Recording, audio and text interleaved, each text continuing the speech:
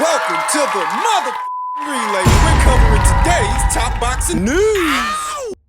Yeah, for sure. So, Golden Boy Golden Boy did a great job with me. They moved me to I think to the Matisse fight or the Rod Sacco fight. So Golden Boy did a great job with me, but it wasn't until Al Haymon stepped in that they made me a superstar. So Al Haymon got me the Kendall Holt fight, the Nate Campbell fight, and then the Eric Morales fight, and I became a world champion. So for me, I never had nobody standing next to me. I never had Oscar De La Hoya standing next to me from the beginning. I was just a Golden Boy fighter, but he never really stamped me, like a young star, like he did Canelo and stuff. So I feel like for me, I want to be right next to my guys. I want to make them superstars right from the beginning, kind of like how Floyd is doing Carmel. He's only got a few fights, but he's making a big splash in the world because it means a lot when somebody's standing next to you and putting that stamp on you and promoting you. That's what a promoter's job is, supposed to be next to you and make you a star. And that's what I want to do. I want to try to give the fighters my fan base, and then it just goes from there. Danny wants to take a more hands-on approach in promotion, being a promoter. For those that don't know, he's about to do his 4th show. The next one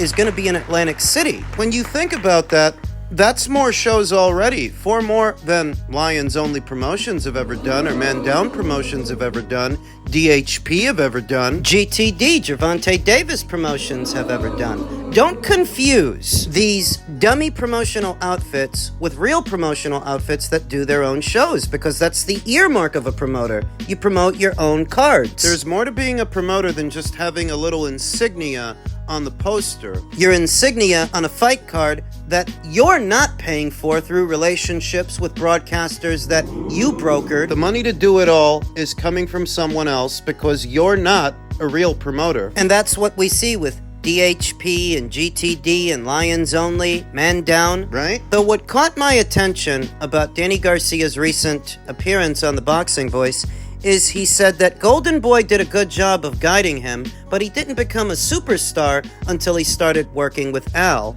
And yet, the only fights that people talk about when they talk about Danny, the best version of him, are the fights that Golden Boy made. Huh? The fights that Golden Boy made. The Amir Khan fight, the Lucas Matisse fight, the fights that Golden Boy made.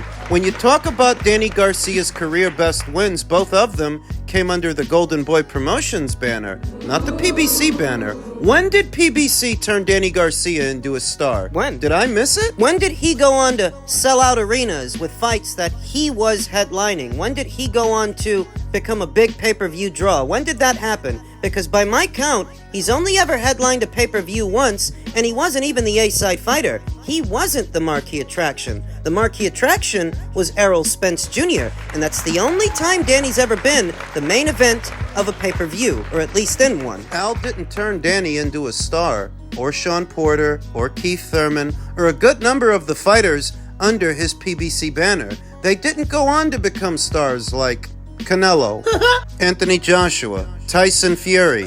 When you talk about a star in the sport of boxing, you're talking about a guy who can sell out arenas with his fights, sell a bunch of pay-per-views. That's what you're talking about. I don't want to be mean and I don't want to be rude, but that's not Danny. It never was. All Danny became at the PBC was an opponent for the better fighters under the banner. Keith Thurman, Sean Porter, Errol Spence. So he never became a star. Al Haymon didn't make him a star. You know what Al Haymon did? He took that Waddle and Reed money. Him and Richard Schaefer funneled all those fighters from Golden Boy Promotions to what eventually became the PBC. Then they took that Waddle and Reed money and overpaid those guys. So they got it in their heads that they were stars because they were being paid like they were stars for a time. And the reality of it was they weren't stars. And that set a very bad precedent moving forward, because this is what you're paying these guys on a regular basis. They're going to want even more than that when they have to fight a live body.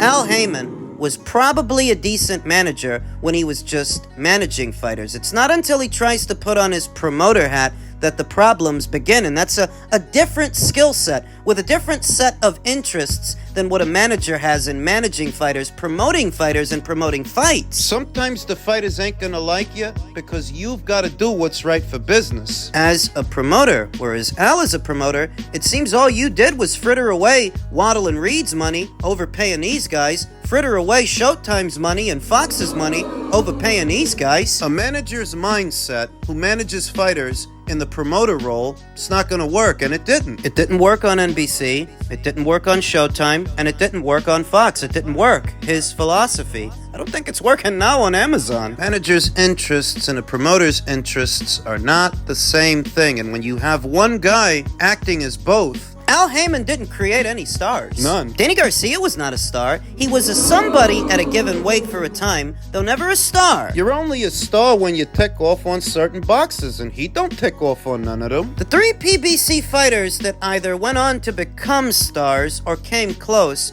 are Deontay Wilder, Errol Spence, and Gervonta Davis. Now, Wilder didn't become a star because of anything Al Haymon did. What celebrity Wilder started to garner towards the tail end of his career has more to do with Anthony Joshua and the stir that he created and the synergy around a fight between them. That's when Wilder starts getting attention. When he came close to becoming a star. But all the energy around him had everything to do with the potentiality of a Joshua fight and the synergy that was creating at the time. How do you know? I know because this guy was around since 2008 and nobody was talking about him. And even after he won the WBC title, they still weren't talking about him. They don't start talking about him until an AJ fight became a conversation. Al didn't make him a star. AJ did.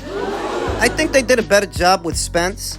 It was more organic with Spence. He had a good thing going, but then he got into that car accident, became sparsely active afterwards, and he never really recovered from that. His stock, his would-be celebrity. Debut with Mikey Garcia did all right numbers, but every pay-per-view he did after that did less and less buys. The Porter fight, the Danny Garcia fight, the Ugas fight. The most pay-per-views he ever sold was in a fight that he lost. The Crawford fight. I feel like Spence came close to becoming a bona fide star, but that car accident ruined it for him. Gervonta. He's a quasi-star, more of a local attraction. He's not generating what Anthony Joshua generates for a fight or what Canelo Alvarez generates for a fight. He's not generating that kind of money. He's not on the Forbes list the way they are. He does decent gates, but not so good pay-per-view buys. Outside of the Ryan Garcia fight, never really sold much. They've got to lower the bar of standard to make it seem like he's selling all these pay-per-views, while staying tight-lipped about what the Isaac Cruz fight sold, what the more recent Frank Martin fight sold, and forget about Lamont Roach.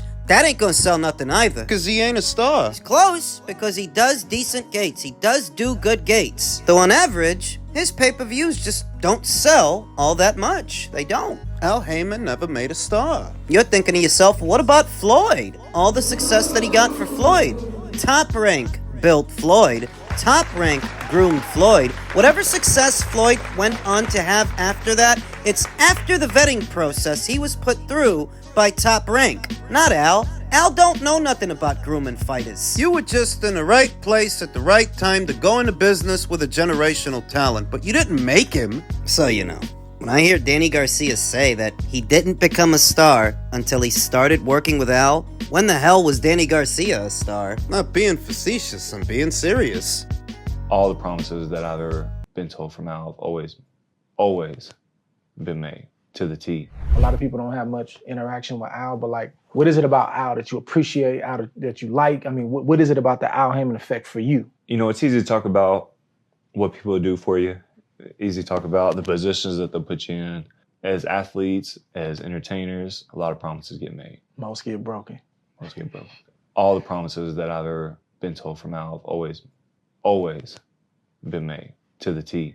But when I was going through that, Al was calling me randomly, you know, checking in on me, checking in on Leah. One day I got a call from a random number. I was going to pay a bill, left the hospital. I'm getting around, pick up, man, hello, who is this? He's like, hey, Caleb, this is Al. I'm like, oh, hey, Al, you know, I had to change my tone. I'm like, oh, hey, Al, how's it going? Da-da-da.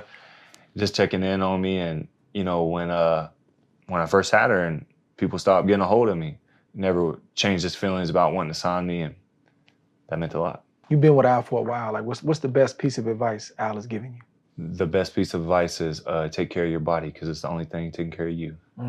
I always remember that. Keep that in mind. I like that. So how does one reconcile the criticisms often levied against Al Haymon versus what his own fighters have to say about him? Fighters like Caleb Plant, who's got nothing but good things to say, saying that Al Haymon has delivered on every promise he's made to him. Do you remember what I said about Al Haymon being a good manager when he was just managing fighters. He likely retains those interpersonal skills. Delivering on every promise, what you have is a promoter with a manager's philosophy. And down the line, that ain't gonna work out because what's good for the fighter or what's good for the manager isn't always good for the promoter. Huh? The fighter and a manager are looking for the most money possible under all circumstances, even when it doesn't make sense, even when it's not reasonable. Think Teofimo Lopez and David McWhorter. Whoever's in the role of the promoter, the one with the actual broadcast deal, using that money to do shows throughout the calendar year,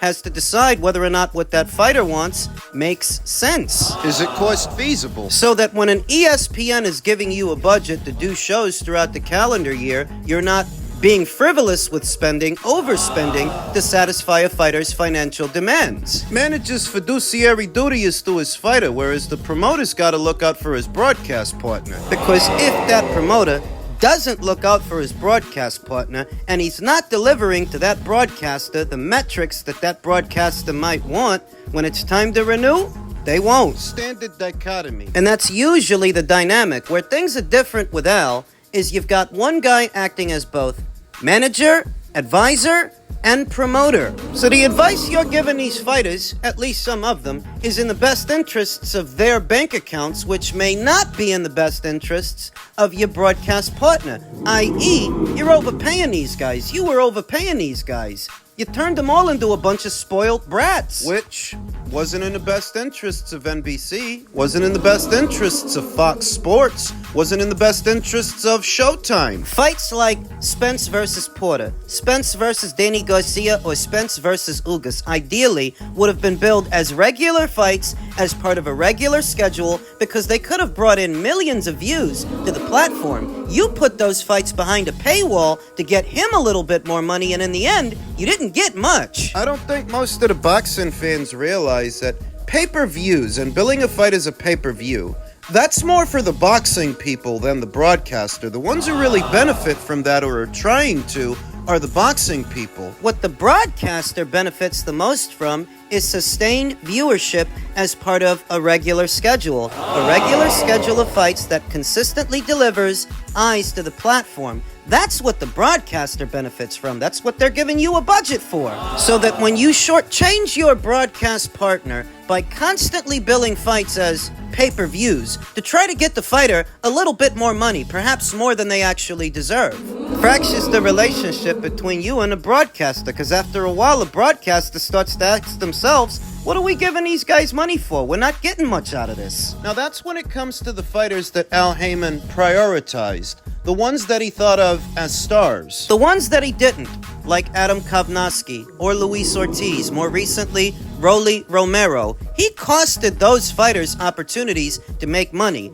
Big money somewhere else in the best interests of his own fighters. And his broadcast partners. He didn't roll out the red carpet for everybody. Some guys he kept on standby at the expense of big opportunities for what other fighters he was invested in, so that when an Adam Kovnowski and a Luis Ortiz turned down a multi-million-dollar opportunity to box Anthony Joshua, He's doing that for Wilder. but it's at their expense because they don't end up making with Wilder what they could have made with Anthony Joshua.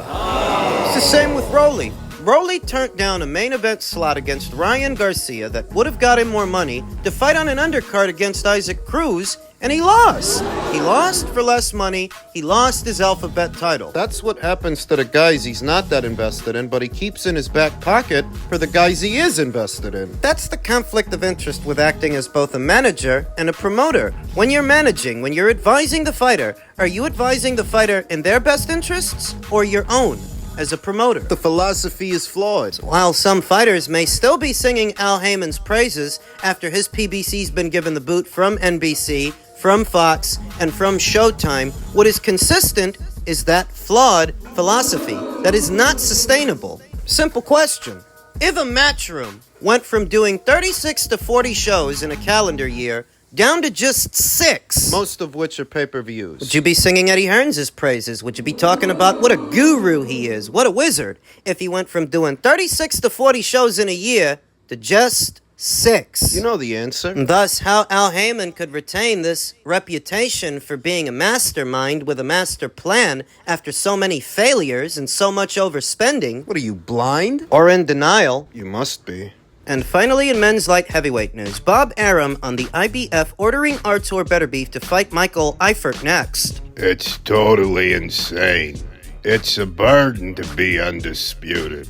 I mean, the idea that you have to fight some non-entity to keep your title after you've won the biggest fight of your career seems crazy to me. This is ludicrous. They say these are our rules.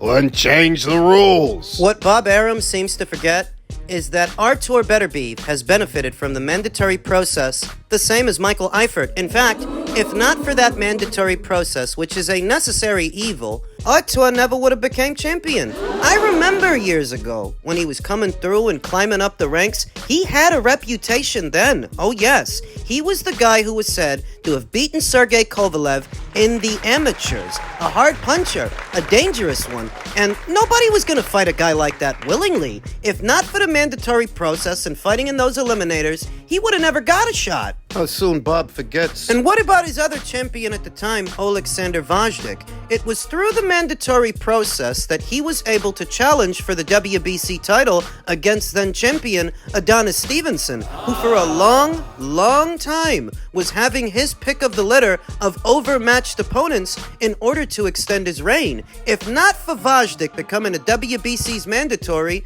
Adonis would have never fought him willingly. If not for this process, Vajdik would have never won a WBC from Adonis Stevenson, and Beterbiev would have never won a WBC from Vajdik. Would have never won it from him. It's a necessary evil, but so often in the sport of boxing, the people that know better and should act like petulant children. Now, I'm not telling you that I want to see Beterbiev versus Eifert more than I want to see Beterbiev versus Bivol 2. I'm just saying I understand. Michael Eifert became the IBF's mandatory challenger over a year ago, and the IBF did not stand in the way of the undisputed title fight. But now that that is come and gone, this needs to be situated. It's not like the IBF haven't given Artur an out. They have. He has the option of petitioning for an exemption to the mandatory, and they might grant it. He has the option of paying Michael Eifert to stand down and step aside for one more fight. He can do that as well. This can be sorted out. It's not the end of the world. But don't tell me that the mandatory process is all bad and this ain't necessary and they need to change the rules when the only reason Artur even got to fight for a title is because of this process. He didn't have no marquee value at the time to incentivize a fight with him. A guy as dangerous as Artur, if not for this, everybody would have avoided him. He would have been completely frozen out of this division and every meaningful fight in it, if not for the process that Bob is criticizing. So spare me. Pay Michael whatever you gotta pay Michael so you can do the Bivol rematch. You got plenty of money. Turkey's got plenty of money. Stop being cheap. You think boxing shouldn't have no infrastructure so that your fighter don't got no mandatories? What are you thinking?